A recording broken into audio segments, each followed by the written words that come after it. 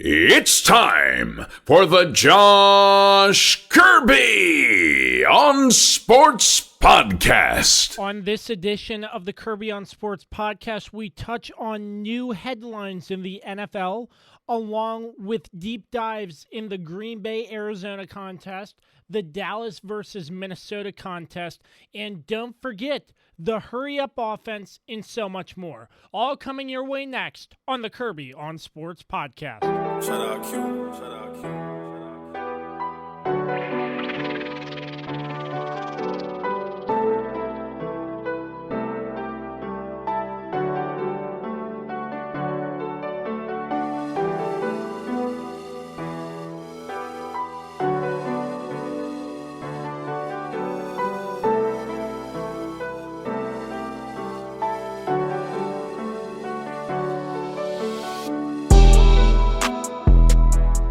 Oh, indeed. I'm glad you connected. This is Dave Johnson, voice of the Washington Wizards. You have connected to the right place because you are listening to my man, Josh Kirby, on Sports Podcast. Coming to you from the Trumbull Insurance Agency virtual studio. Turn your stress and anxiety into peace and security with Trumbull Insurance. Contact Patrick Bankemper today at 540-532-0622 or drop him an email, patrick@trumbleagency.com.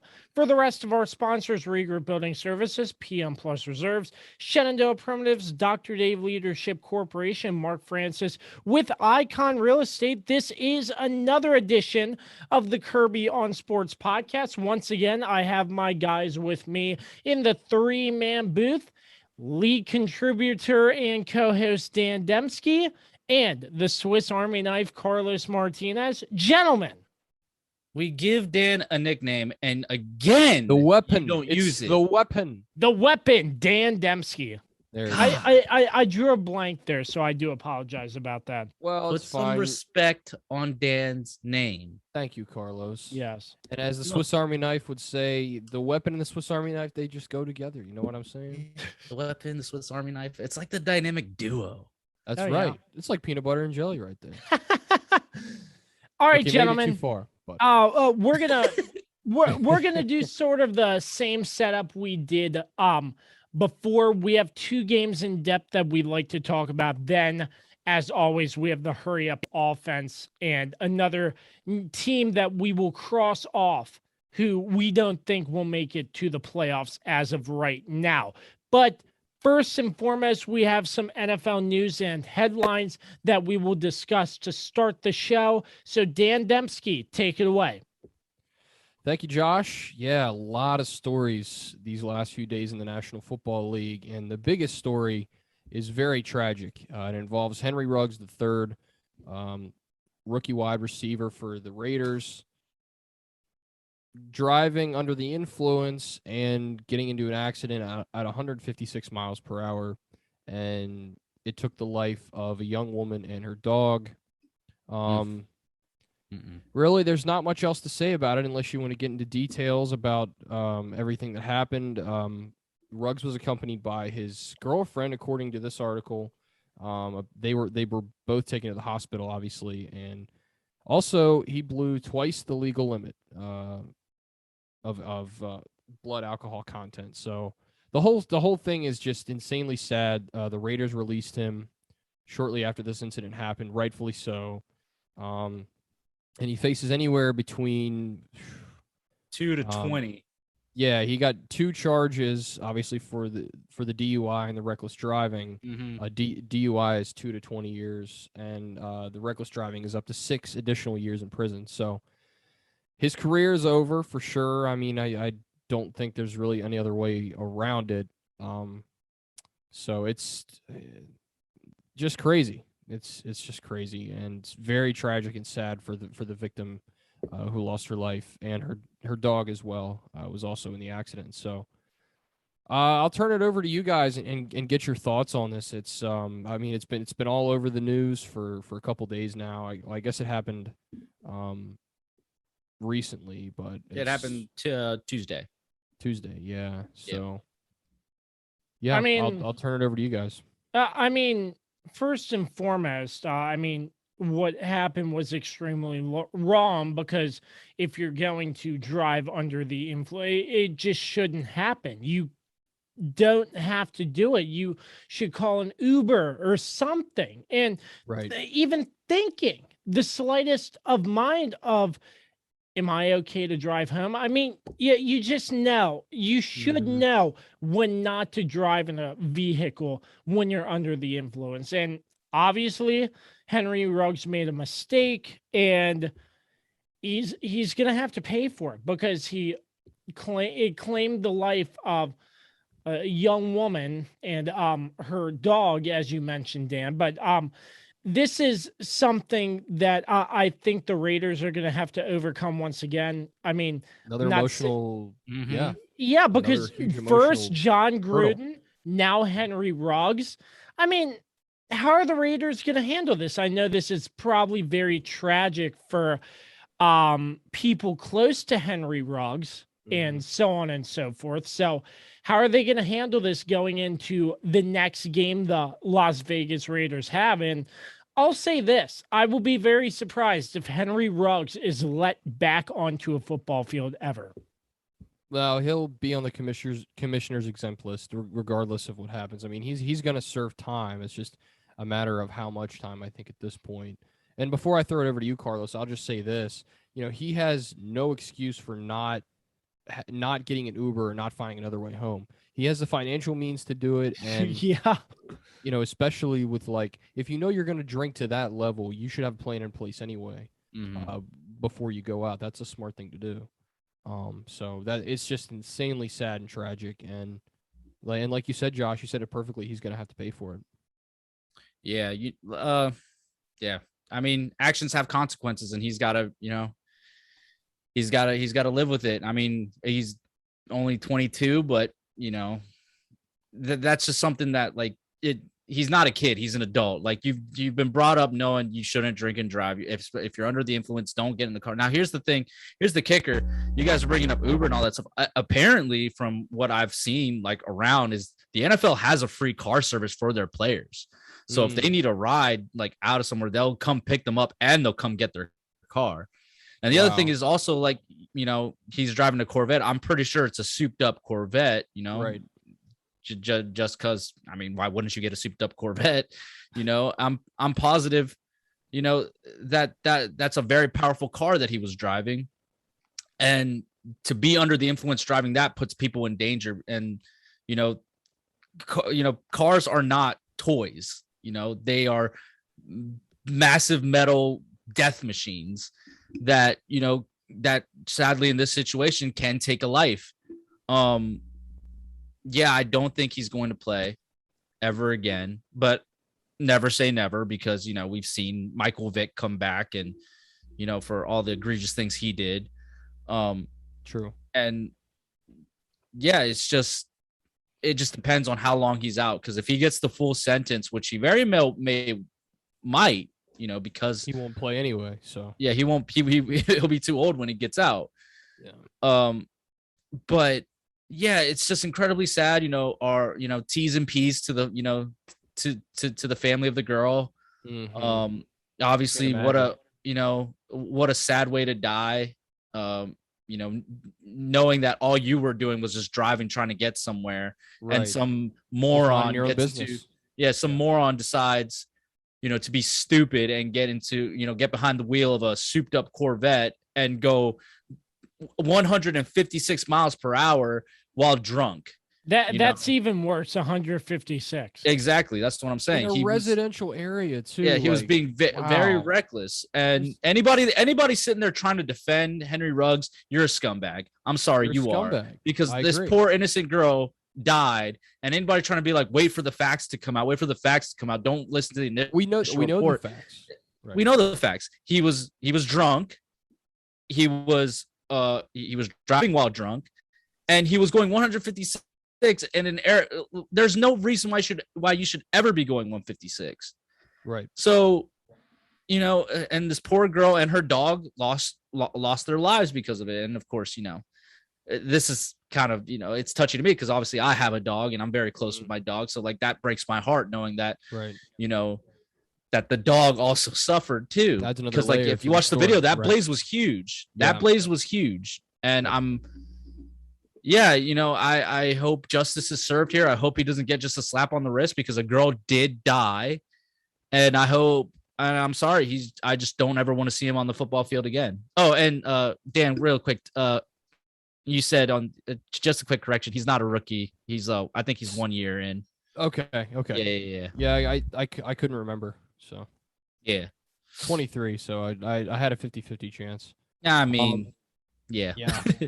It's just insane. 156 in a residential area. Like, I can't even wrap my head around that. Much less. I don't even have a car that can go that fast.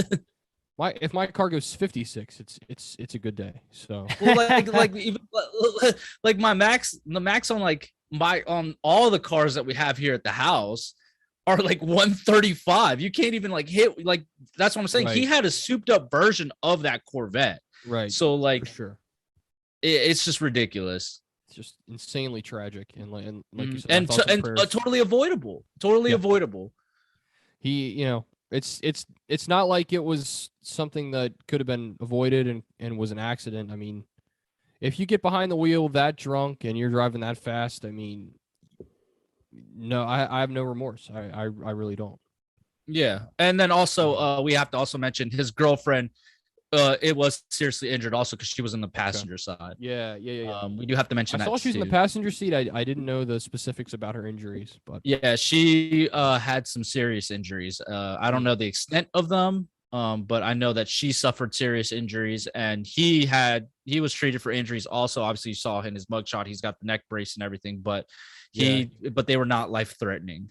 Well, he appeared today in court, and he had his neck brace, and he's in the wheelchair. He's in a wheelchair too. So, I mean, I imagine it was you saw it. Going that Corvette fast. was destroyed. The Corvette was destroyed. Obviously, the RAV4 was destroyed that he hit.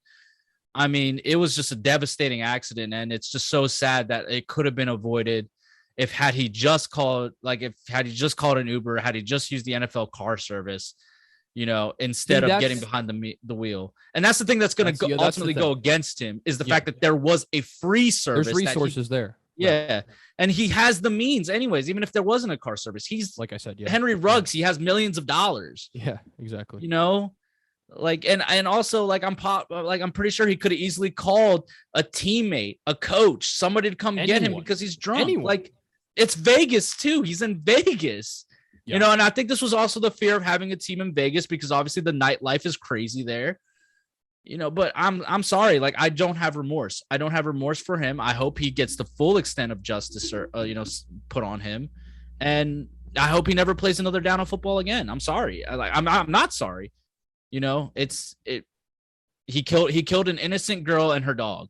Yeah. You know, so that's all I got to say. And I'll say one last thing. It's honestly amazing that they weren't hurt worse, Ruggs and his girlfriend. The fact that they were going 156 miles per hour made and collided with another vehicle, and he had, I would say, moderate injuries, I guess is what I would say he had. She had more severe injuries. But the fact that they even survived a crash that was at that speed and that, you know, it's just mind-boggling. Yeah. Anyway, we'll jump to the next story here. Odell Beckham. Yeah, he's it looks like his time in Cleveland is very limited here. After his father put out an Instagram video that was sort of mocking Baker Mayfield, saying he doesn't respect his son and he doesn't throw him the ball, and you know, whatever else was said, and then the hashtag free OBJ was started after that by one LeBron James and other people, of course. He missed practice on Wednesday. Today, obviously, and the Browns essentially have told him to go home. They don't want to deal with his nonsense any longer because he has become a major distraction to the football team. Mm-hmm. And like Carlos and I were talking about before the show started, he has not done anything in Cleveland. And if anything, when he's been absent, they've played a lot better. They look like a more complete team. And I think also the chemistry is a lot stronger when he's not playing. It just seems that way to me as well. But that's basically it. He has $8 million remaining in his salary, so it'll be interesting to see how that's handled if the Browns decide to, pay them. They're going to pay most of that anyway, but whether they're going to pay the whole thing or how they're going to do that. So very interesting development here. And also, like, what is the value at this point? What teams are going to want him? I mean, he's a major distraction, but if he can find a way, it's an Antonio Brown type situation, but I think with Odell Beckham, it's definitely more, I don't think he has the same issues, or we can't infer he had the same issues that Antonio Brown had. That's a little bit more serious. Yeah. But it's just a crazy story. It'd be interesting to see where it goes. But the Browns, I think, are making the right move by trying to, Move on from it. Move on and just get him out of the locker room, because he's been nothing but a distraction since he's been there. Yeah. Yeah, I don't really think much is left in the gas tank for Odell Beckham, if you understand what I mean by that. And I mean, I think he's more. I think he's more focused with the off the field extracurricular activity, and it's causing a huge distraction. And a distraction is one thing the Browns do not need. They're trending in kind of a right direction. I mean, they've been a terrible franchise for Lord knows how many years, and they are looking to get better and better and better. And to have a distraction like Odell Beckham, I completely understand their reasoning on why they're sending Odell Beckham home, because he's causing a distraction. That's something the Browns do not want, do not need, because they're trying to better themselves and grow and build, hopefully, a franchise that will eventually make it to the Super Bowl for fans and players and coaches there. But I completely understand the reasoning behind it. Yeah. I just think this partnership never worked. I just feel like Odell just demands so much attention. Personally, I think he's a diva, and I think he's overrated anyways. Yes. That's just on a personal level. I feel as if, we saw the way he left New York. He left, being a distraction to the team. And now it seems like it's happening again in Cleveland. Odell needs to focus on getting back to the level that he was, where he was kind of considered an elite receiver, even though I never felt like he was that way. But to the rest of the league, they thought he was, because he can make incredible catches. And he can make incredible catches. Right. But he's got to stop worrying too much about, like Kirby said, he's more focused on the off-field stuff, on the clout of being a top NFL wide receiver, but he's not performing like one. And obviously he's still coming back from the ACL injury, but honestly, Cleveland played so much better last year after he left, because then it wasn't about, we have to find a way to get Odell the ball. It's, it's all right. We got to, we need people to step up now, and people stepped up, and they did pretty good. They were 1 point away from beating the Kansas City Chiefs and going to the AFC Championship game. This was supposed to be their year, obviously, and it just hasn't worked out, obviously, due to injuries and things. But I also think Odell is kind of becoming a distraction on this team. Yes. And I kind of have to agree with Dan. I think he's becoming a cancer to this team, because it's clear when he was gone, the team was much better. It seemed like they were more together. And now that he's back, it seems like the team is becoming divided. So to me, I think it's the right move. Where should Odell go? I don't know. I couldn't tell you. I know I don't want him in Dallas, obviously. I don't want, but could he end up in like Kansas City? Could he end up in Green Bay? All I know is he's not going to get a major deal coming out of this Cleveland experience. He's going to get probably a 1-year prove it deal, and he's going to have to perform, and we'll see what he's really made of when he has to solely focus on football. That's what I just need him to do, is just focus on football and prove us doubters wrong. Yeah, and the off the field stuff, and also the on field antics, like the stuff with the kicking net, was when I was like, okay, I've had enough of this guy. Agreed. Like, he's annoying. And he just wants all the attention on him all the time. He's not T.O., right? He's not a guy who puts up great numbers, and he's not a guy that helps his team win games. The reason why T.O. had a right to do that stuff, right? Because he look at what he did for every franchise he played with. He made them better, and I maybe not championship caliber, but certainly a better football team. Odell doesn't. He makes a couple great catches in a season. Really, the catch that everybody remembers. Yep. That's what he's famous for, and he's never lived up to that since then. But like you said, Carlos, was for like the 2 or 3 years after that, everybody was like, "Oh, he's one of the best in the NFL, It didn't help that he was on the Giants. I don't think that they didn't have the greatest quarterback in the world. Not to bash Eli Manning late in his career, but let's be honest. But it was supposed to work out in Cleveland, and especially with Baker Mayfield, we saw we've seen what he can do many times when he has the right weapons, and it just hasn't. And he's missed time. He's been injured, and when he does play, he drops passes. He runs the wrong route. He just makes bad mistakes, and it's definitely the right move for the Browns to move on, especially when you attack your quarterback. Who, I mean, Baker's had his shortcomings for sure, but he's the reason you guys were as competitive as you were last year. Mm-hmm. So and the Browns aren't out of it yet. They've struggled a little bit here recently, but they're far from done. But that's all I have. I think it'll be interesting to see what happens next. I do think someone will take a chance on him. I don't think he's going to go unsigned or anything like that if he is released. But it's just going to be interesting. Yeah, maybe Washington will take a stab at him. Who knows? Golly, it would be a Washington move, and then he'd just be the circus show again. But yeah, no, I mean, definitely a team is going to take, because like ultimately Odell does have talent. Like he does. Yeah. I can't deny it, but I just think he has definitely been overhyped on the talent he has because he can make incredible catches. But ultimately, he doesn't necessarily, at least recently, he has been putting up the numbers to back up why he's being considered as one of the best receivers in the NFL.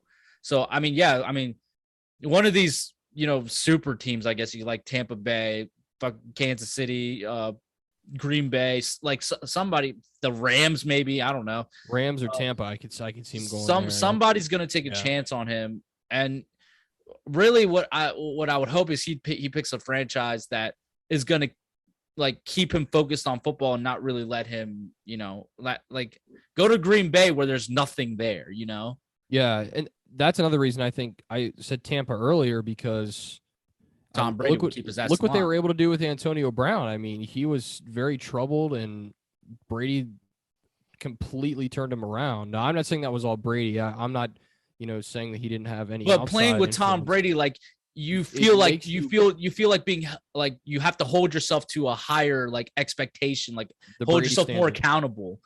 Because the GOAT is holding himself to a standard.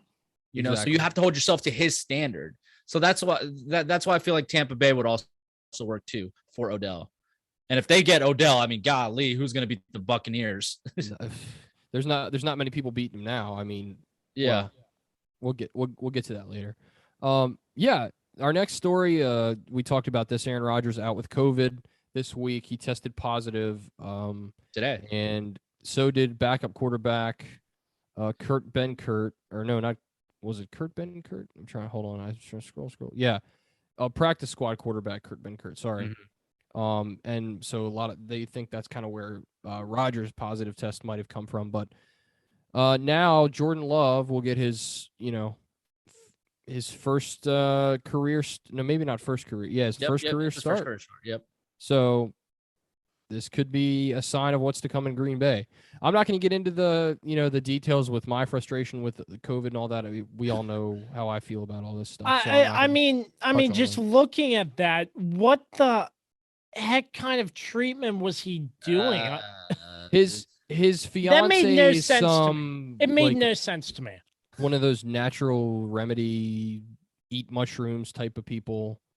I don't get it's real hippie stuff. To my understanding, I heard didn't he get the COVID shot and then do this? The COVID shot. He never got the did? shot.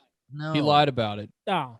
He said Yeah, he was lied about it. immunized, and he meant by doing the treatment that he had the antibodies to fight against it, but he never got the actual shot. That's so frustrating. Well, that's very interesting. I think Aaron Rodgers is becoming a very interesting character in many ways, shape, and form, if you know what I mean. But yeah, I mean, Jordan Love, this is a big opportunity for him. And if he can show out and perform and give some sort of light onto his style of gameplay, and if he comes out and has a pretty good football game, that might go to show if Aaron Rodgers does not stay in Green Bay after this season because his contract is set up that way that he can get out of there if he wants. If Jordan Love plays pretty good, we might have an answer, like you said, Dan, on what is to come in Green Bay. But well, I don't think that'll be based on his decision. His decision will be based on his relationship with the Packers and all that. I mean, it's obviously on thin ice right now. I mean, you know, it's been like that since last season. So, yeah, it'll be interesting to see Jordan Love, and not to down Carlos here, but I still think the Packers have a chance to win this football game. I really do. I agree too. It'll be interesting to see because obviously I want to see. Well, I don't even know if Melvin Ingram is going to play in this game, and we'll get on Melvin Ingram later on in the show or in a little bit actually. But yeah, no, I mean this is big because obviously, like I was kind of scared going into this week because obviously the Chiefs are, what are they 4-4 now? You know, and they have this tough stretch of games. They're kind of catching a break here with no Aaron Rodgers, but it'll be interesting to see how Jordan Love plays. Obviously, I'm not, you know, Aaron Rodgers when he comes back from COVID, which of course, again, we hope he, you know, he survives and he, you know, and he comes out healthy despite our frustrations with how, you know, with how he tried to prevent it. Situation's been handled. Yeah. Sure. Ultimately, we hope, you know, he comes out okay. But yeah, like for Jordan Love, like it's not going to make a difference whether he plays well or not. He's not like when Aaron Rodgers comes back, it's still his team. So any talks of maybe a quarterback controversy brewing from this, just throw it out the window. It's not happening. But obviously what the Packers kind of want to see, what is a Jordan Love Packers going to look like? So this is going to be an interesting game for them because of course they are coming up against the Kansas City Chiefs, who are, you know, they didn't necessarily look that great against the Giants. Now they got the win, but they still didn't look great.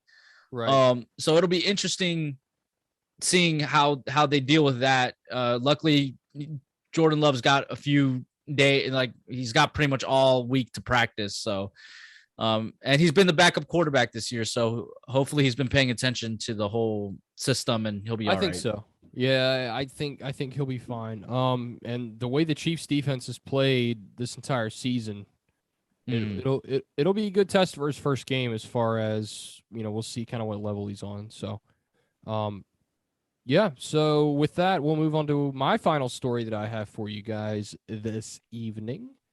And Mr. Michael Thomas, it is announced that he will be out for the season after suffering an ankle injury setback because he had a surgically repaired high ankle injury in the offseason. It started the season with a little bit of, you know, I guess trouble on that front because he, you know, that ankle hadn't fully healed.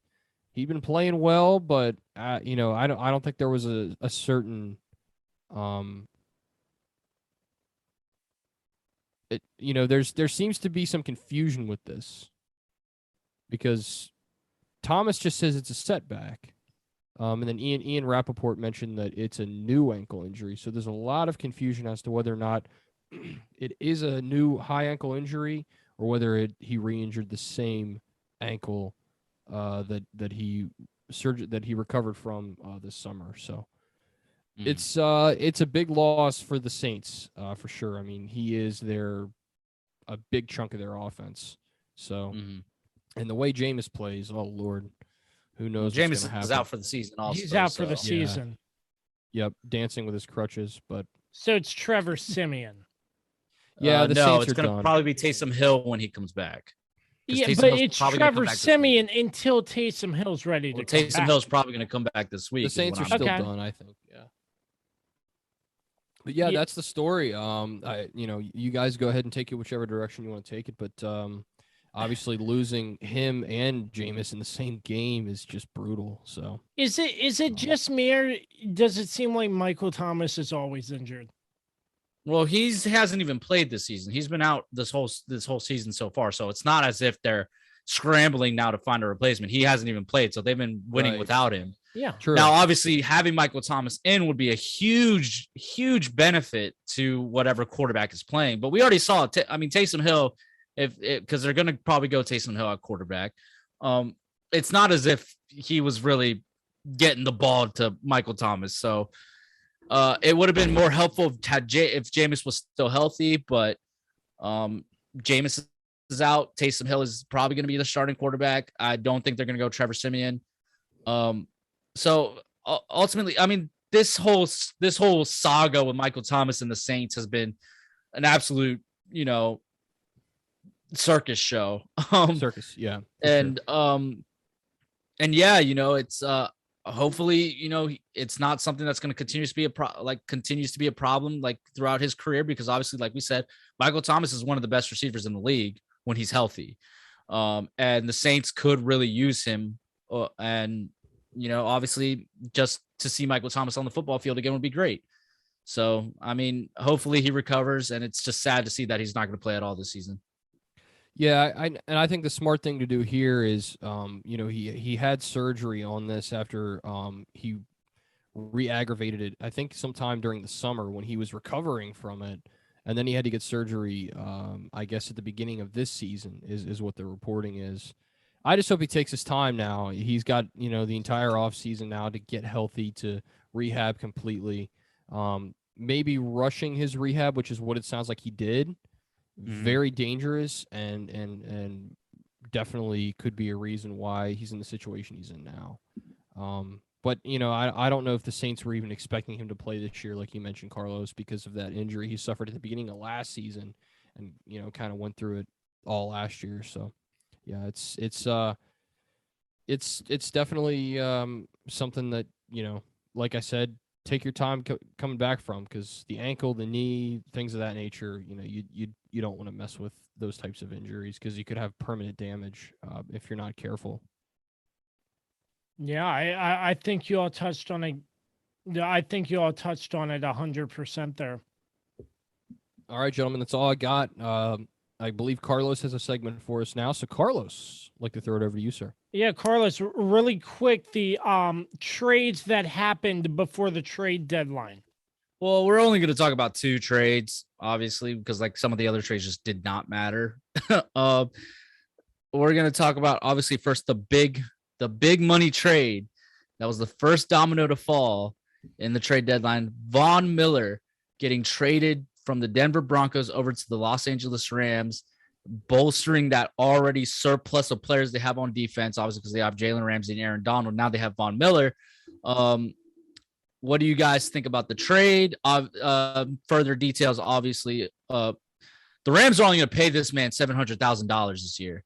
The Broncos are going to pay the other $9 million. That's huge. That's huge. And all they had to trade away was their draft picks. And obviously, and the Rams have been getting rid of all their draft picks because they're going all in on this year. And they even put out a GIF on their Twitter account of some movie where they're saying they're going all in.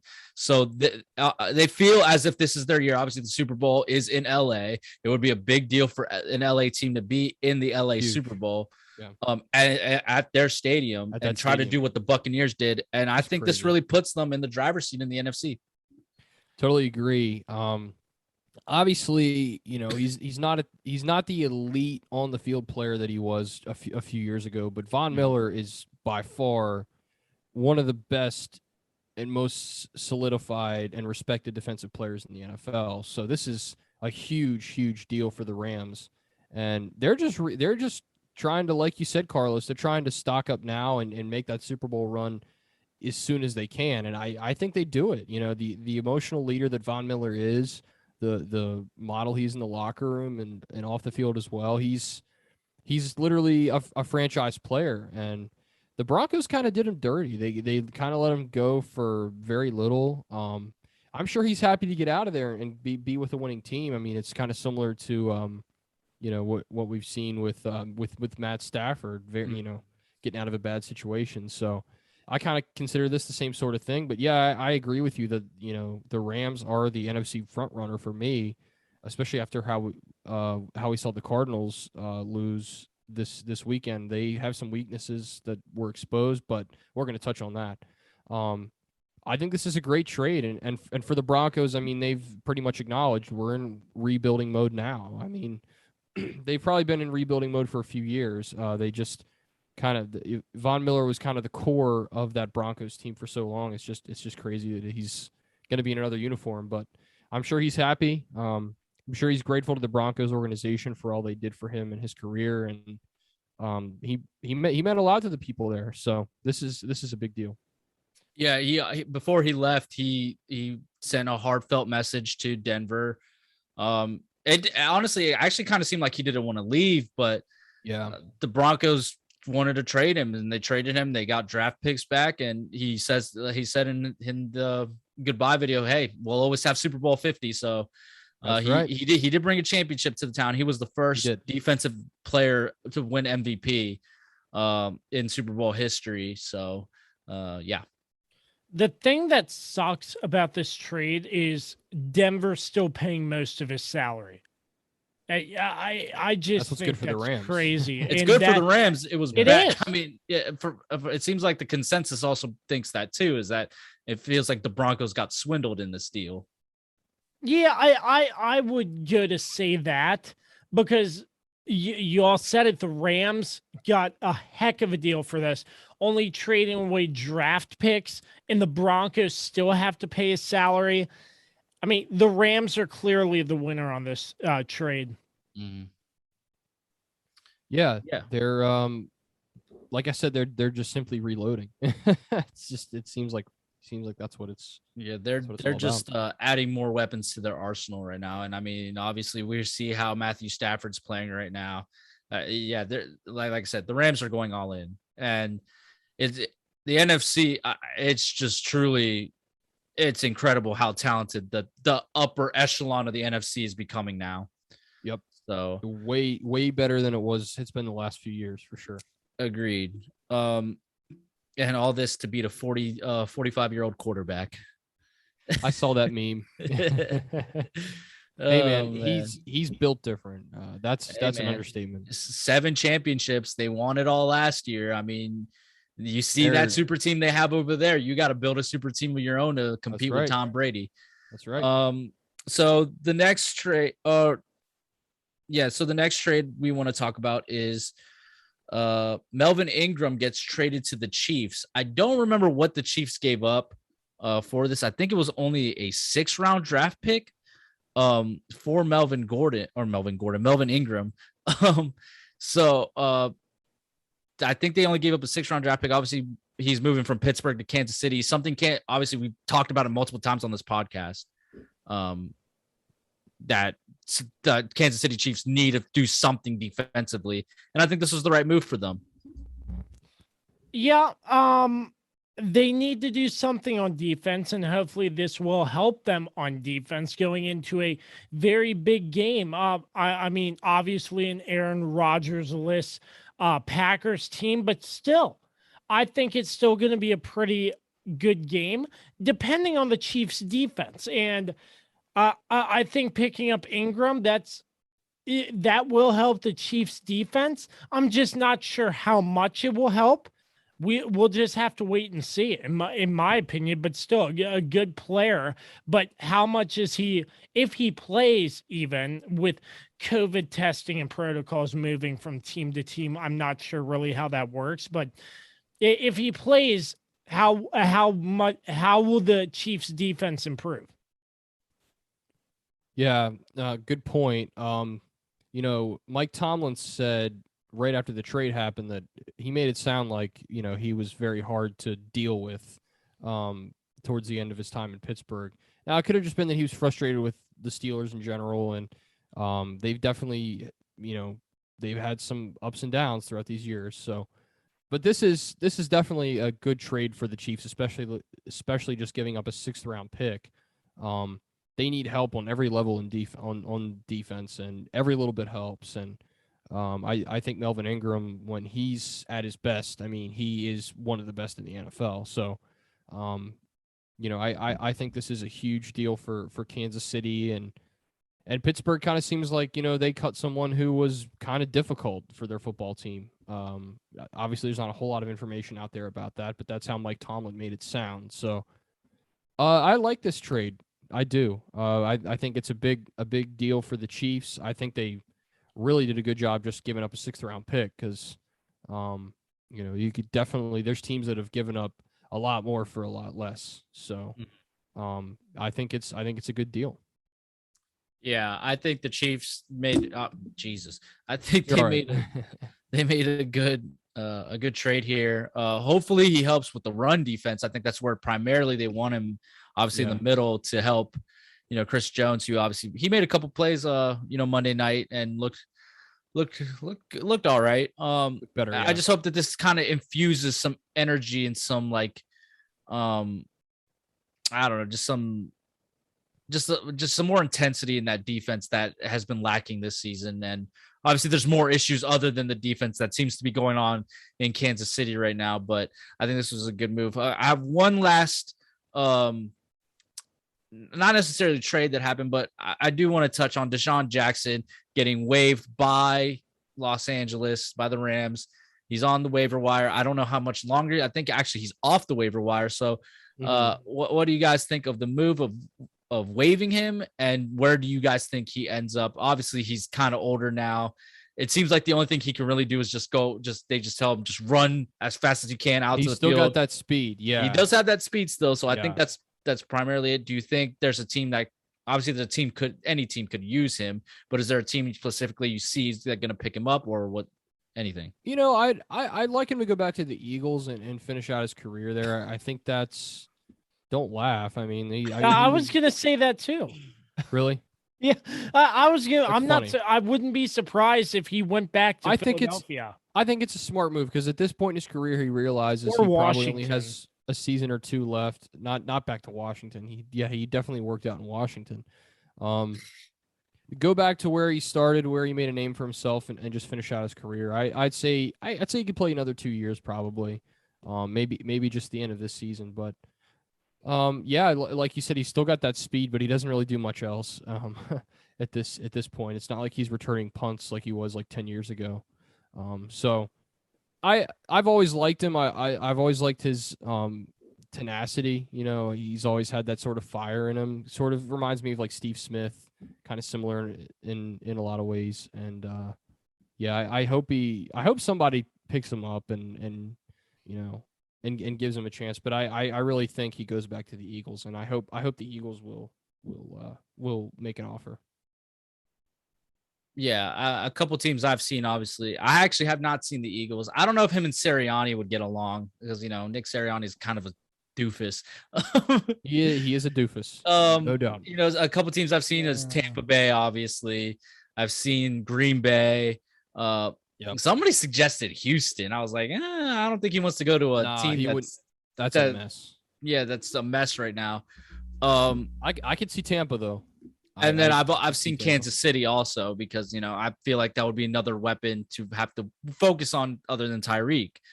And I think that would take some eyes off of Tyreek because then you would have two guys who are speedsters, and I think Kansas City would work for him if he wants to go there. Well, you all can have Sammy Watkins back. He's hurt right now. He's been hurt for the last. He was hurt he was hurt over in Kansas City too. So, he's always hurt. But when he's healthy, he's a serviceable receiver. He plays 2 weeks a year. It's just ridiculous. But yeah, at least lately he has been. But that's about it. That's all I got. Sweet. So I'll turn it back to you, Kirby. That's all we have on this segment. We'll dive into 2 games we liked most coming up next. Ladies and gentlemen, let me just tell you about Regroup Building Services. If you're looking to get your home remodeled, any part of your home, bathroom, kitchen, want to get a deck built, anything like that, Regroup Building Services can just about do everything. And take it from me, because they came in and they remodeled my family's kitchen, and they do a great job. So if you're looking for any sort of home remodeling needs, deck work done, anything of that nature, reach out to my guy Sean Hibbard over at Regroup Building Services today. You can check them out on their website, www.regroupbuildingservices.com, where they do the honeydews that your honey don't. Make sure you tell them Josh sent you. For sports fans living in condominium and homeowners associations, as well as business professionals, when you need a reserve study, PM Plus Reserves has been in business since 1990. Their studies are accurate and easy to understand. Check them out when your association needs a study. www.pmplusreserves.com. You can also contact them at 703-803-8436. Once again, www.pmplusreserves.com. All right, welcome back to the Kirby on Sports podcast. The weapon, Dan Dembski. There it and is. The Swiss Army knife, Carlos Martinez. There it is. Joined me. Here's the thing. So you know how I used to always pull out my knife whenever that happened, whenever you'd say that? Did you Yes. cut yourself Boys, with it I by lost accident? the knife. Oh no. I don't know what happened to it. I can't find it anywhere in my house. Oh gosh. Gentlemen? That's not good. There were two games that we liked the most that we wanted to talk about in depth. That's correct. In the first game on our list, Thursday night, the Green Bay Packers defeat the Arizona Cardinals with two of their top receivers out, and they win 24-20. Three of their top receivers. Three, out. excuse me. Mhm. I'm sorry, Yeah, three. three. I meant to say three. But besides the game, a big takeaway to take out from this game, Aaron Rodgers got turned into a meme very, very fast. I saw that and it just exploded. The helmet, yeah. Yeah. I mean, Yeah, look at- it doesn't take much to become a meme. It really doesn't. You used to have to really work for it on the old internets, but now you can just have one picture taken of you and boom, that's all she wrote. But yeah, this was a really good game for the Packers, and how about Aaron Jones stepping up in a big way? Oh, their yeah. leading receiver and their second leading rusher. I mean, he was about as good as he had to be to give them a chance in this football game. Yeah. I'm surprised that the Cardinals didn't win this game. I mean, this was their opportunity. They were, like we mentioned, the Packers were missing three of their best offensive players, And then they just lost their big tight end and Tunyon. Yeah, lost he this he game. got hurt in this game too. It's Yep, out for the season. It's brutal. It's brutal for them, but they'll find a way, especially when they get those other few guys back. I think those guys are coming back this week, so Jordan Love will be okay. Yeah. On the other side, I just talk about the struggles of Kyler Murray and how well the Packers defense played. I mean, they didn't give up a single touchdown and forced 2 interceptions. So Packers defense deserves a ton of credit, but it definitely doesn't help Kyler Murray's MVP candidacy. This was a very ugly game for him. You're gonna have those during an MVP season, obviously, but this was a chance to sort of see what he could do against really, really good competition. And it kind of faltered in that respect. So yeah, I don't know if I have much else to add, to be honest with you guys. I do remember talking last week and saying it might not be an issue for 3 receivers being out, and I think the Green Bay Packers would turn out fine. I don't remember if you heard that. I don't remember. Okay, Kirby. We'll give you your credit on that. I know that's what you're looking for, but I'm going to tell you this. Okay, it's not as if we were saying that they were completely out of it. We were saying you were sitting there trying to say that it wasn't a big deal that Devontae and all those That's and the right. 2 other guys were out, That's and what we he were trying to said. tell you, you're telling me, and it was a You're big nuts. deal that they were out, because look at how hard Aaron Rodgers had to work just to get this 3-point win. Mhm. Had they had Devontae Yeah. and all them, I feel like it would have gone a lot better for him. I mean, So- Aaron Jones put in a lot of work, 7 receptions, 51 yards. Robert I wonder who Tonyan, said 3 that. receptions, 49 yards. Then the running game, You have A.J. Dillon, 16 carries, 78 yards. And Yeah, Aaron he's been Jones, solid 15 for them. carries, 59 yards. That was a great. and a That was a great touchdown. draft pick. That was a great draft pick. So what I was trying to say last week is I don't think the receivers being out would decide a definite loss for the Green Bay Packers, in my opinion. None of us were saying that. We were saying one it was was going to be a saying lot more definite loss. difficult to beat gonna be the hard. Arizona Cardinals. Yeah, and you got to credit the Packers defense for what they've been able to do. Really, I mean, they played well all season. What a way to end that game, man. What a way to end that game. He wasn't even looking at the ball, AJ Green. I mean, it was a miscommunication, according to Kyler Murray, that I guess AJ Green didn't know the ball was coming his way. And Kyler Murray's too short. Okay, never mind. I was going to make a short joke. I mean, he's my height. he's my pretty height. short. Yeah, it's crazy. So it's I think ultimately that's going to constantly bite Kyler Murray in the ass, is the fact that he's not a big guy, so he can get knocked around back there, and he was getting knocked around against the Packers, and that's why he threw 2 picks. So yeah, I mean, Kyler Murray, he is talented. He I'm pretty sure I said during our division whatever preview shows that I didn't think he was that great. Well, he has kind of proved me wrong this season. When he's healthy, he's good. But if you can knock him around, he gets rattled and he plays he starts playing poorly. Yeah. So that's true with every quarterback, I think. Maybe to an extent. Tom Brady. To an extent, but with Kyler Murray, it's different because he's not a big guy, so he can't necessarily take as much punishment as I say a big Ben Roethlisberger in his prime. Not to make a baby joke, but he gets a little baby rattled. But okay, that was lame. Nice try, but I tried. It was in the back land. of my head. I'm like, don't want to bring it up.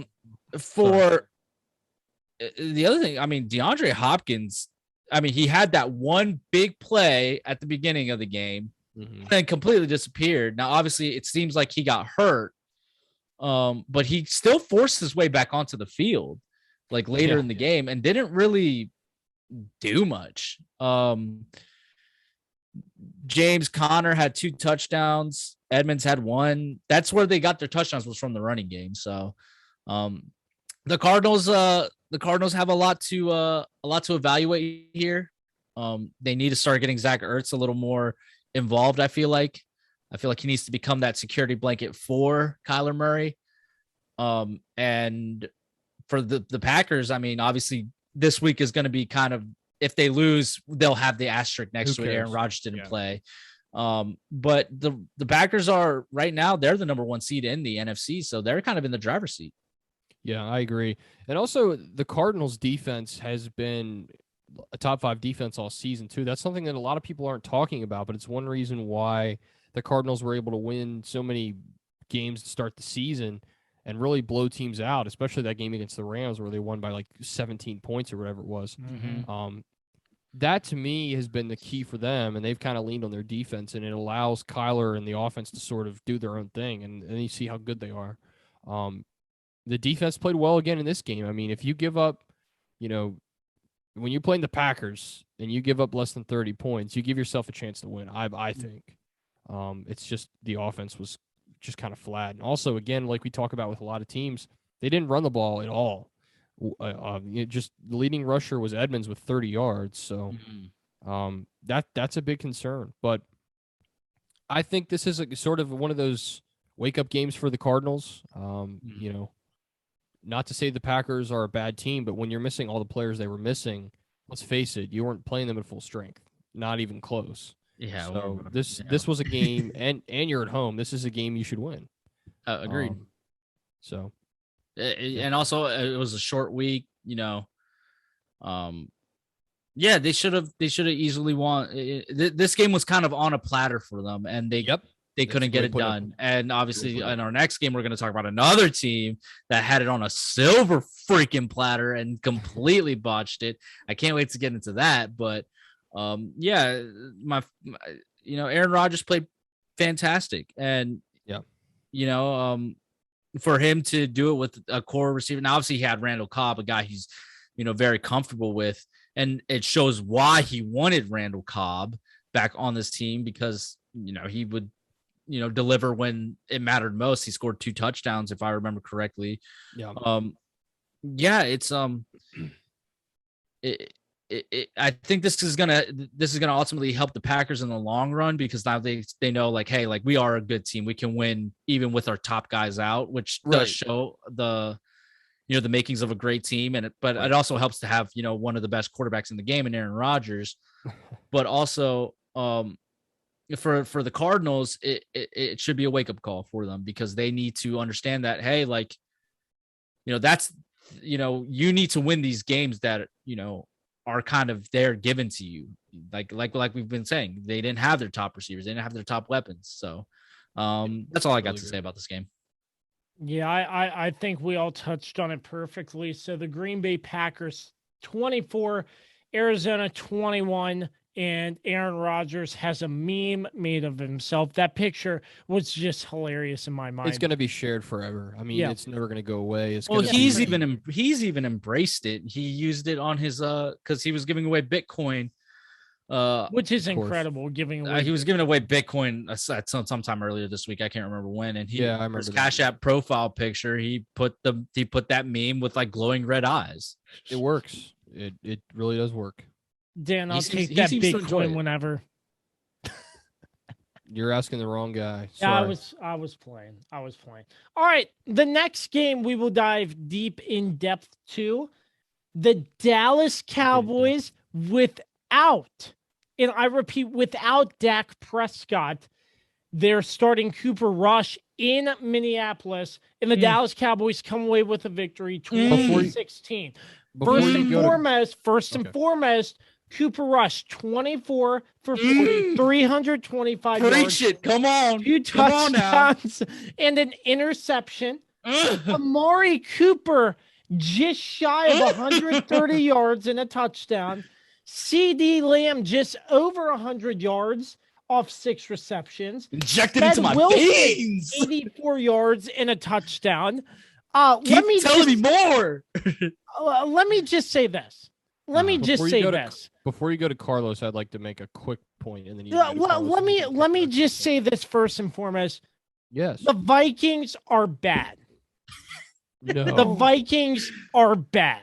I would have never. I'm sorry, but a backup quarterback, was this Cooper's first start? This is his first start ever, and he hasn't thrown a pass since 2017. Yeah, so if I were just a normal casual fan looking at this game, I feel like the Vikings would steamroll over Dallas. But Dallas has a lockdown defense and 3 good receivers that helped Cooper Rush out the entire game.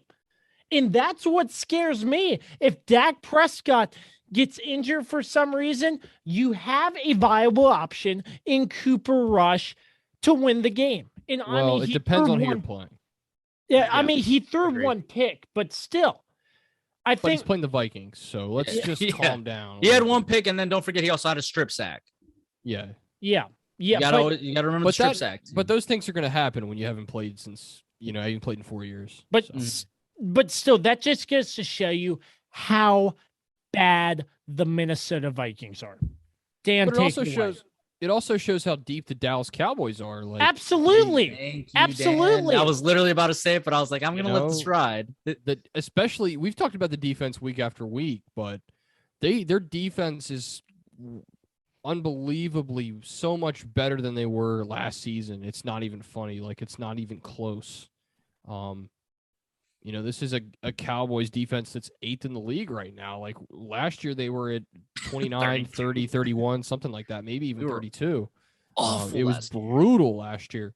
And you know what they did in this game is they showed Kirk Cousins the quarterback he really is, which is, he's a guy who puts up numbers late in games. He's a scrub, pretty much in general. He threw for less than 200 yards, only 1 touchdown, and no interceptions, but it's Kirk Cousins. Like, this is what he gives you when he goes up against a good defense. It's evident he's not worth the money. He puts all his numbers up either late in games when they're way behind or way ahead, and in the preseason. Mm-hmm. So that's Kirk Cousins for you. Dalvin Cook was decent in this game, but he couldn't make up for the lack of effort from Kirk Cousins. Yeah, Dallas. I mean, this just further solidified how good Dallas is without, Dak. Dak's been playing out of his mind this season, and for Cooper Rush to step in there and like you said, he had his struggles, Carlos, but to be able to throw for 325 and look as comfortable as he did shows how good Dallas is around the quarterback. And I don't, I'm not going to say he could. I'm not like Kirby. I'm not saying he could beat any team because it's kind of the way Kirby said it. No, I wasn't trying to say that. I know. It's okay. But I'm for a team, giving you a hard time. For a team like Washington, because I know as a Washington fan, why do you have to bring those scrubs into this? Let me have my time to shine. All right, go on, keep going. Carlos' time to shine. So if I was a Washington fan hearing that Dak Prescott is injured going into the game against Washington, I'd be scared still. I mean, that happened last year. You guys weren't scared when Andy Dalton came in. But Cooper Rush knocked him out of the game. Cooper Rush is different. Yeah, he's more mobile than Andy Dalton. Yeah, I mean, let's be absolutely. honest. He can move around in and outside of the pocket. That's not an issue for him. But yeah, what a great game for him, and what a like great I said, game, and what a Dallas's terrible game defense for Minnesota. Dallas's defense is legit, and with that defense and how well their offense is a well-oiled machine, they're a very, very dangerous football team. And I think I know we said we'd put Green Bay at number 1, but Dallas isn't far behind for sure. Let me just second that. Dallas's defense is LEGIT.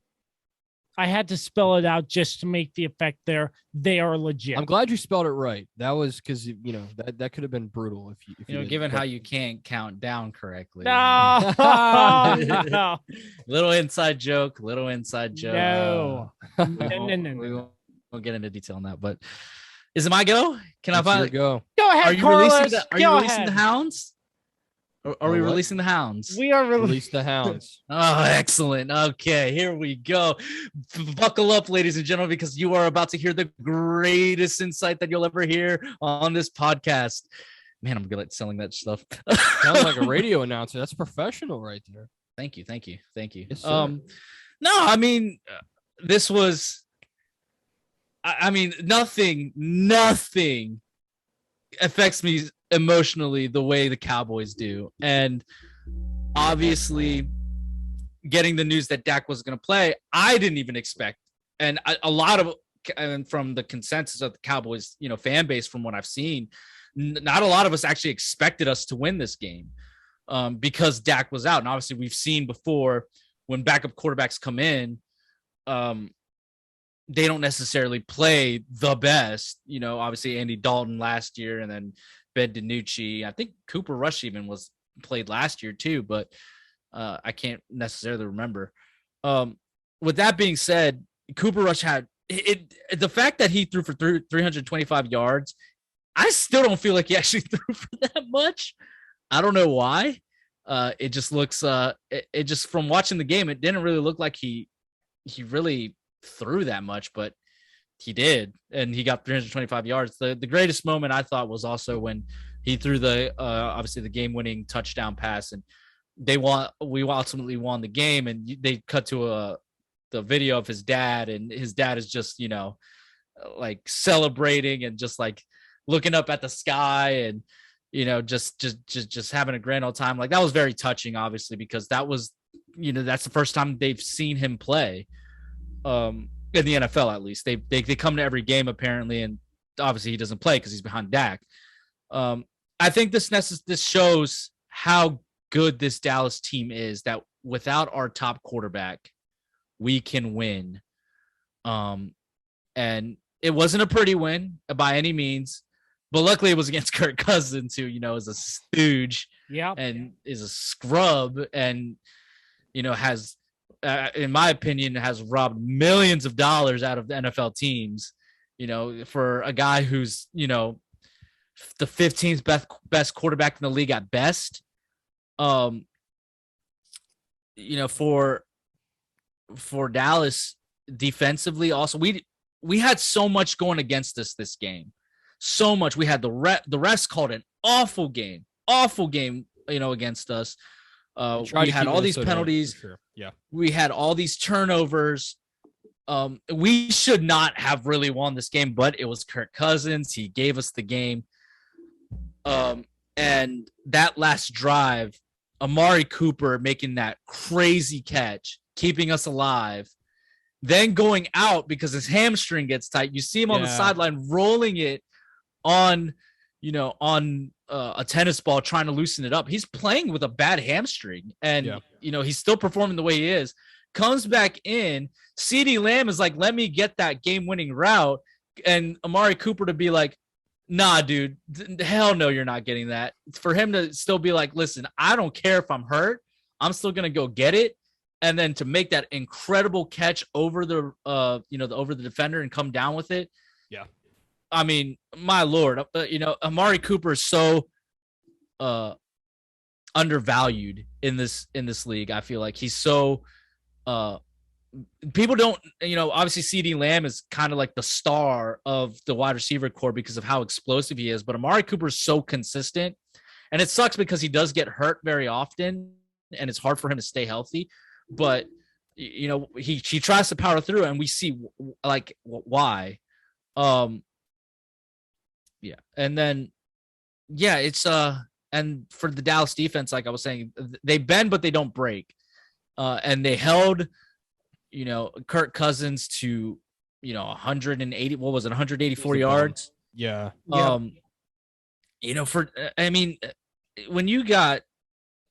When Justin Jefferson only gets 2 receptions for 21 yards, that's ridiculous. I mean, they have so many weapons on this team, that on this Vikings team, that there was no reason why they should have lost this game. It was absolutely insane that they didn't do more.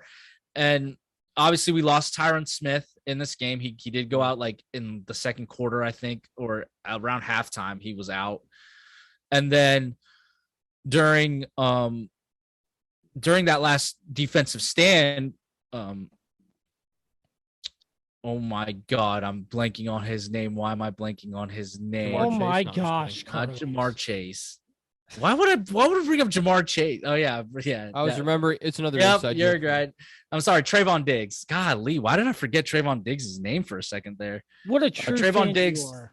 Trayvon Diggs. Shut up, Kirby. Before I get on your team, okay?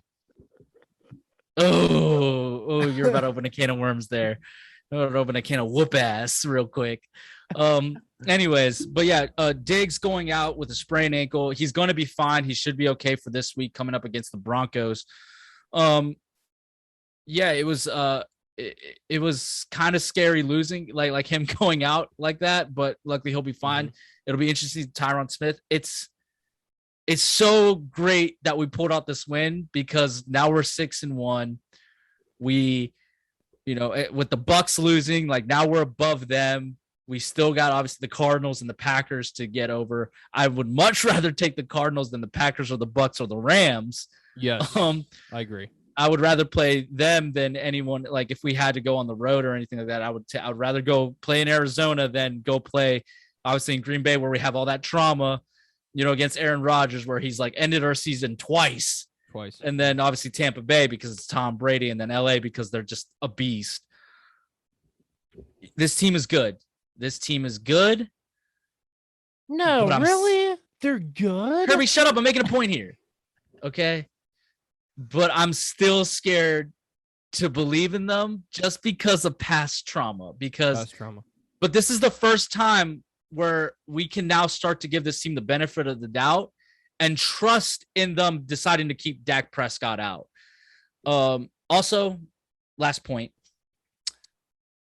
It's time we give Mike McCarthy some credit, because that man has fundamentally changed the culture in the Cowboys facility. I mean, this is a game that past Cowboys teams would lose. We've seen it with Tony Romo. Whenever he would go out, they would play bad. We saw it even last year when Dak went out. But he has brought in the right people to keep this team, like on the correct path. bringing in Dan Quinn and keeping Kellen Moore. That's what a great coach does. Yep. Yeah, and again, he does make dumb mistakes. He does. He's bad at clock management and all that. And I guarantee you, like Dallas is going to lose a game eventually. It's not like we're going to stay this way. We're going to lose a game eventually. But we have to understand that this is a guy who has won a Super Bowl, that had Green Bay going consistently to at least to the playoffs every year. And I mean, unfortunately, they went to multiple NFC championship games and lost, but still he's been there. He's been to the top of the mountain. He's been to where the Cowboys want to be. Yeah. And I feel like we give him a lot of crap, and we probably still will, but he deserves some of it. He deserves some credit because he outcoached Mike Zimmer here. Job. Yeah. Mike Zimmer, the fact that he did not send these crazy blitzes that he's known for towards Cooper Rush, a guy who, again, hasn't played since 2017, is completely insane to me. And to consistent and punt it on 4th and 2s and not go for it when the game is on the line. Yeah. I mean, for the responsibility for the loss goes all around for the Vikings, but for the Cowboys, it just shows that we have the talent and we have the right team to make a run at this thing. But I'm still so scared to start thinking Super Bowl. I can't do it to myself. I don't know why. It's like a toxic relationship. That's the best way I can describe what it's like being a Cowboys fan right now. Yeah. I think we covered that pretty much as good as we could. Once again, the two games we covered in depth: the Green Bay Packers 24, Arizona 21, Dallas 20, Minnesota 16. And when we return, the hurry up offense. Stay tuned. Is it finally time to upgrade your home's interior? How about with an authentic farm table made locally from recycled barnwood? Shenandoah Primitives, based right here in Winchester, Virginia, makes farm tables, benches, tables, coffee tables, and a long list of other items for your home decorating needs. At Shenandoah Primitives, function and style are combined for great furniture that will last generations. If you're interested in combining the industrial look of metal with wood, or considering something incredibly unique with a live edge, Shenandoah Primitives turns those ideas into reality. Thinking about a mirror, wine rack, or other accent piece for your home, Shenandoah Primitives can assist with that as well. As a local small business, Shenandoah Primitives is happy to work with each client for a custom design or schedule an appointment to come out and view current inventory. Local, high-quality, handmade items can be found at Shenandoah Primitives. Find us on Facebook and Instagram, or visit us at www.shenandoahprimitives.com. Once again, that's www.shenandoahprimitives.com. Hey, sports fans. Thank you for listening to and supporting the Kirby on Sports podcast with founder and host Josh Kirby, along with lead contributor Dan Dembski.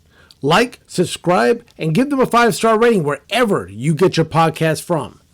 My name is Dr. Dave Miles, founder of Dr. Dave Leadership Corporation. Our company helps leaders build engaged and productive teams.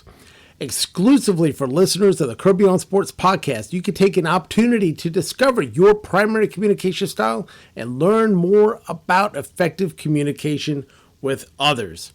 Text Kirby to 757-903-0743 for your free copy of the Working From Home Communication Assessment, where you'll learn your primary communication style, how to better communicate with others not like you, and tips on working remotely based on your personal communication style.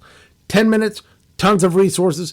Learn about yourself and your team. Again, text Kirby to 757-903-0743 for your free assessment report today. I'm Dr. Dave Miles, founder of Dr. Dave Leadership Corporation, where we help you and your team be more engaged and productive by understanding each other better. Back to you, Josh. Welcome back, everyone, to the Kirby on Sports podcast. We've hijacked the show once again, Carlos. Here we are. The Dan and Carlos show. Let's go. It's been a long time coming. All right, Making folks. some changes to the show. Got your hurry up offense. I hope you're ready, Carlos, because we have to go fast this week. We have lagged behind in the hurry up offense category. Yeah, we've been running the 4-minute offense, not the hurry up offense. We're running that 8 minutes left in the fourth quarter type offense. Yep. All right, we'll start with this game. We'll skip over Kirby's beloved football team. We'll wait for him to come back. Yeah, we'll go ahead and start with the Saints taking down the Bucks 36-27 in New Orleans. Trevor Siemian comes in relief of the injured Jameis Winston and gets the win. Tom Brady throws for 4 touchdown passes, almost 400 yards, and the Buccaneers still fell short.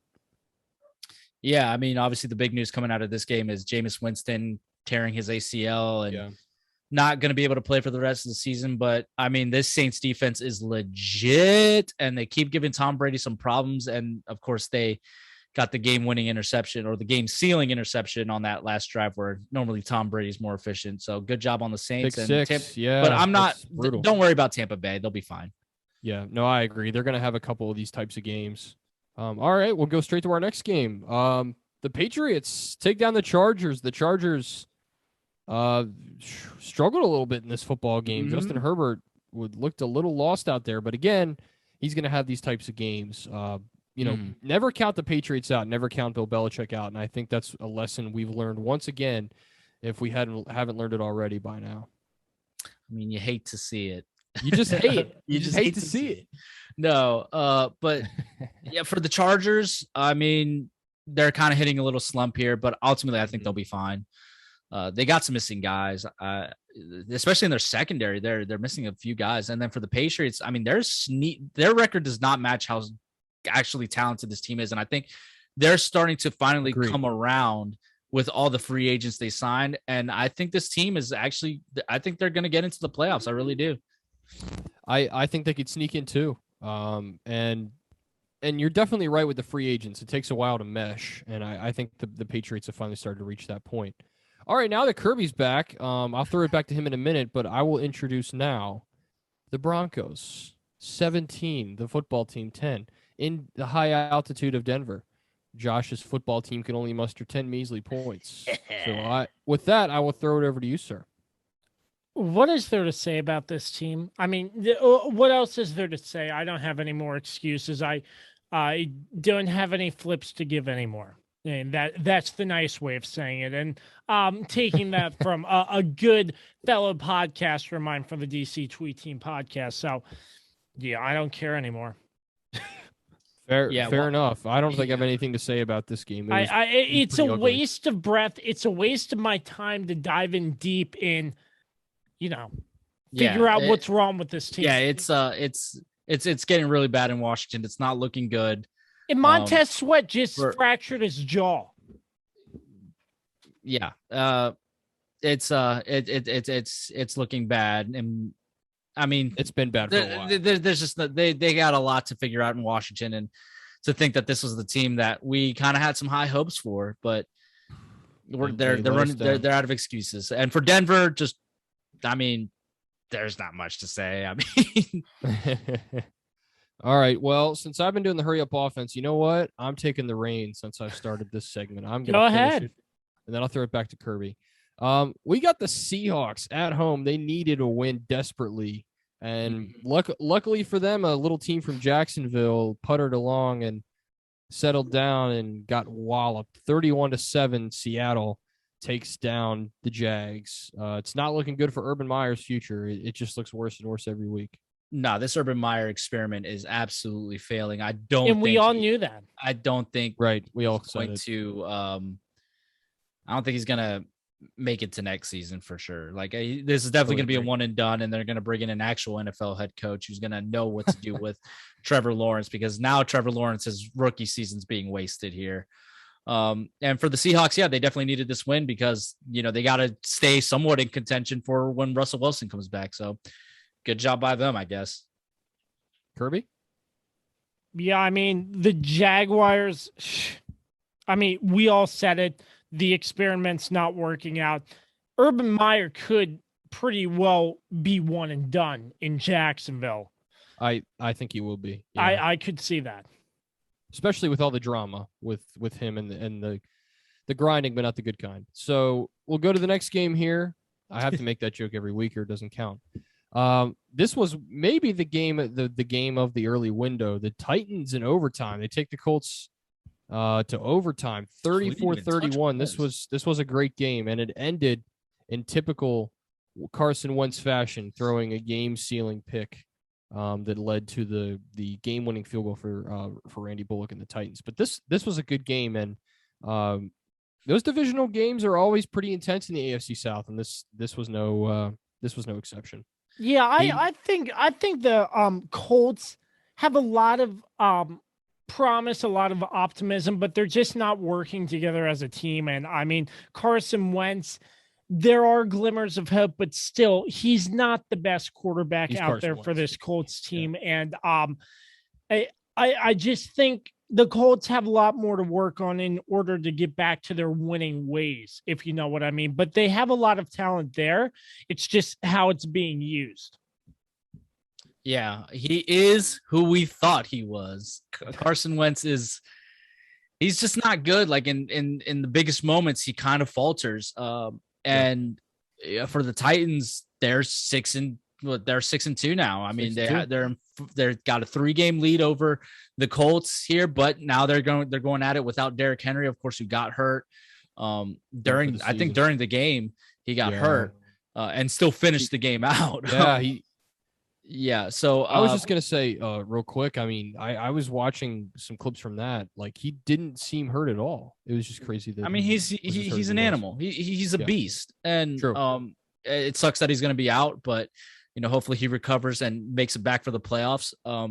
So yeah, and for to Kirby's point for the Colts, they thought that Carson Wentz was going to be the guy that they, because obviously they plugged and played Phillip Rivers, and he came in, he did what he did, and it just seemed like Carson Wentz is working out here. Yeah, totally agree.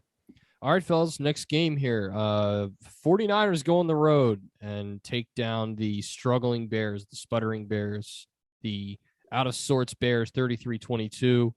Justin Fields, 175 and a touchdown. Garoppolo throws for 322. And this was a game that the Bears looked good for a while there, but then then the 49ers were able to pull away, kind of put it away there in the third and fourth quarter. I'll go right back to that offensive line. 4 sacks for on Justin Fields for a loss of 27 yards total. Yeah, there's no protection there. Brutal. But that was a great touchdown run by Justin Fields. Yeah, I was about to bring that up. That touchdown run was incredible, and it shows the promise of Justin Fields. And of course, he played pretty well. I mean, Justin Fields ultimately played pretty well compared to, and obviously they didn't have Matt Nagy at the game because, of course, COVID protocols. So it's showing you would think they would have won. Yeah, but they still put out a pretty good showing. I feel like, and it shows what a future without Matt Nagy is going to look like. It's going to actually be a little more promising. So, and for the 49ers, I mean, Jimmy G put up a pretty decent game here, and I think they're still in it. AFC North slugfest, defensive battle. The Steelers travel to Cleveland and take down the Browns 15-10. This was a brutal game to watch. But if you're a fan of defense, it had that. At least it had that for you. But yeah, this was. If you like offensive fireworks, this game was just hideous. Yeah, to say the least. Yeah, absolutely. I watched this whole game, and it was same here. It seemed to be a lot of sloppy offense, more defense. But what the heck were they thinking on that fake field goal? Pittsburgh's kicker got absolutely rocked. And then their punter was kicking off, and he was kicking it out of bounds. Yeah, just brutal. Yeah, it was bad. It was bad in Pittsburgh. And again, like I said, Pittsburgh has a winning record right now, but I just don't think that team is very good. They barely beat the Browns, who are completely hobbled. They don't have anybody really out there. Or at least the people that are out there are hobbled also. And yeah, just I wasn't impressed. Might just skip this next game, fellas. The Eagles travel to Detroit 44-6. I don't have anything to say about this. Hold on. A moment of silence for the poor Detroit fans who were going through it. Yeah, it was a moment of silence, Dan. Sorry, I always get in trouble for doing that. All right, sorry. Let's do it again. Okay. We're good. All right, We're next. Good.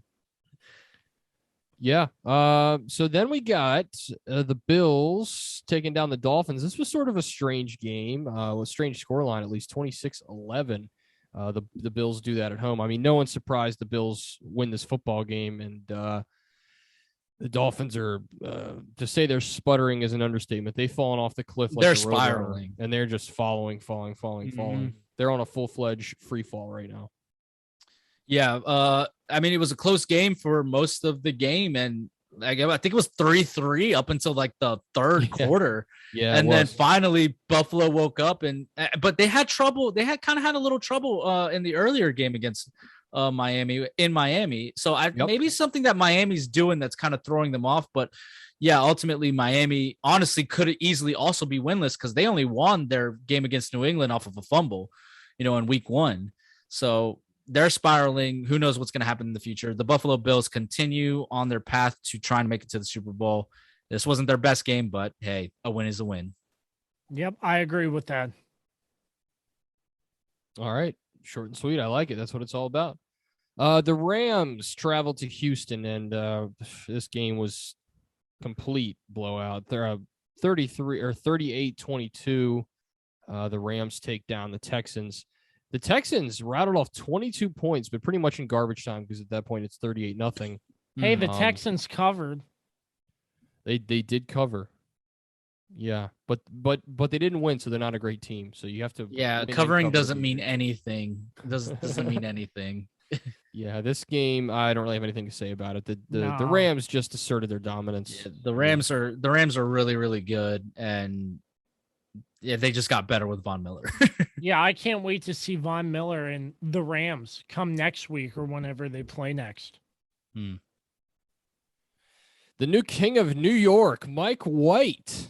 Oh my! Steps in. No. It's Magic Mike White's Lightning.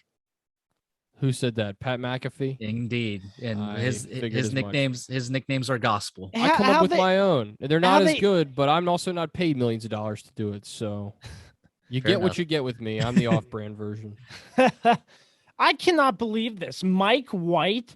Who is Mike White? No hold on. Where did he come from? Hold on. Dan didn't even finish saying what game we're talking about here.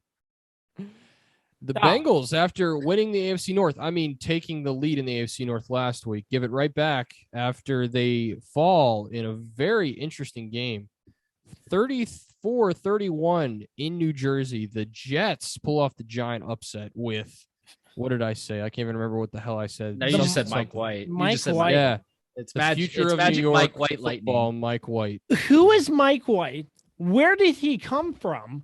His mother. And I'm at a loss for words, man.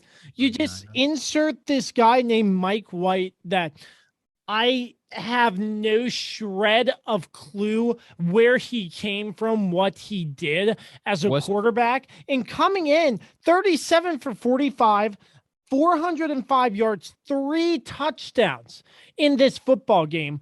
And not to mention, no, I thought he had a rushing touchdown, but he did not. He did catch a touchdown, if I remember correctly. Am I right there? You are correct. Yes. Yes. Yeah, you are correct. Yeah, I saw I saw bits and pieces. I saw he caught a pass. I was just confirming, but what a game and what an upset victory and what a confidence booster for this New York Jets team. Yeah, they needed something to be happy about, and this was it.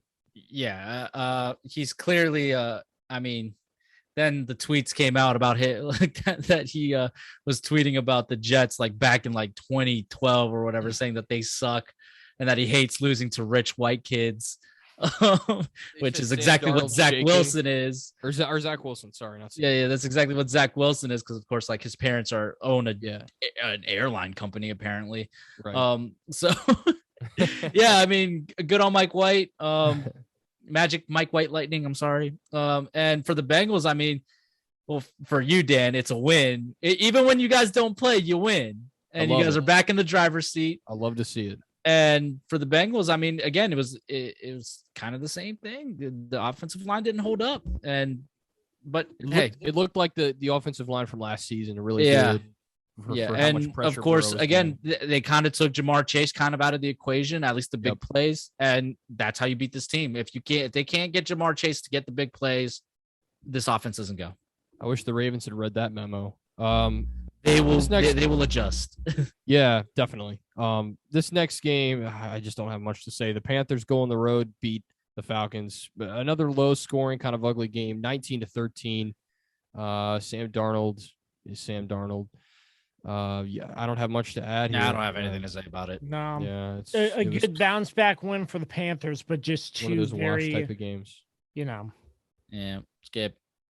Yep, and then we'll throw it over to Carlos. Monday Night Football. How about this game? Was definitely a lot closer than I think people anticipated. Most people.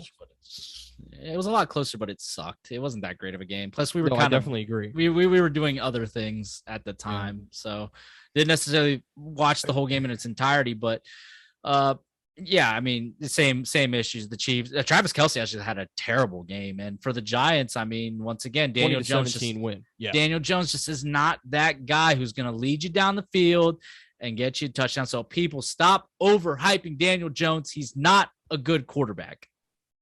I agree. Yeah, and maybe, Pat Mahomes has looked not good this year. He is definitely struggling, but he's regressed. He's going to work out of it.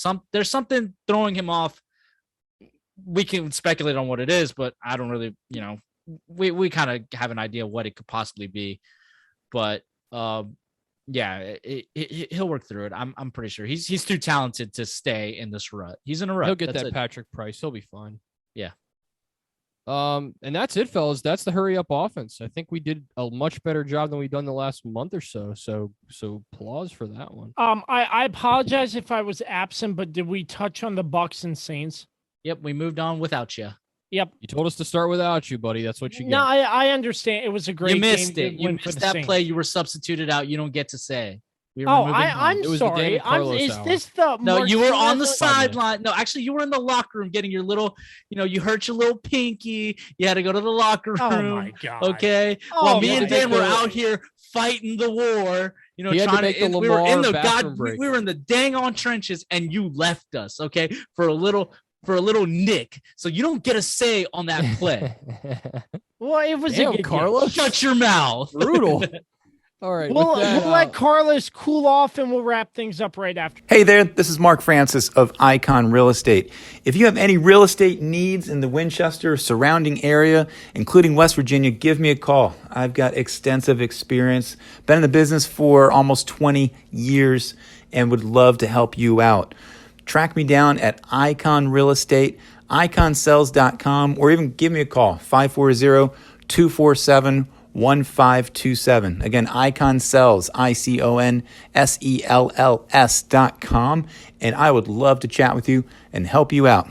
Give me a call. All right, welcome back. Wrapping things up here on the Kirby on Sports podcast. Gentlemen, what are we looking out for in week number 9? Bills and Jet. No, I'm just kidding. It's a funny one. I'm just now looking at the games. I'm gonna be honest. I haven't actually looked at the games for this week. Packers, Chiefs. I still think that's going to be a good matchup because even though Aaron Rodgers is, it'll be interesting to see how Jordan Love plays. Absolutely. Yeah, absolutely.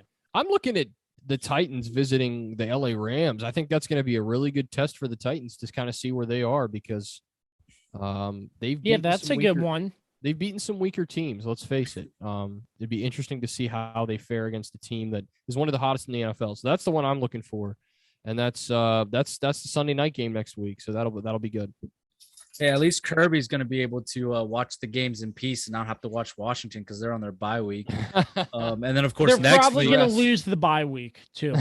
Yeah, probably. And then, of course, next week he's going to be at the actual Tampa Bay Washington game. So we'll get a report on that. I'll get to see Mr. Tom Brady. That'd be pretty cool. Yeah, it's going to be awesome for you. Probably my only time seeing him in person.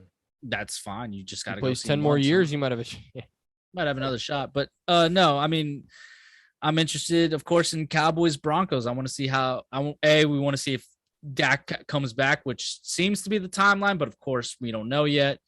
And I just want to see Dallas continue our road to try to make a Super Bowl run. And of course, like you brought up, Chiefs, Packers, and for Dan, it's probably going to be also Ravens, Vikings to see the Ravens but that game also demolished Kirk Cousins. That game doesn't excite me because I think and I hope the Ravens come out and listen. If we could do it with the backup, you guys can do it with freaking Lamar Jackson. Yeah, but we play down to our competition. That's what concerns me. So I think you'll be all right. Yeah, I hope so.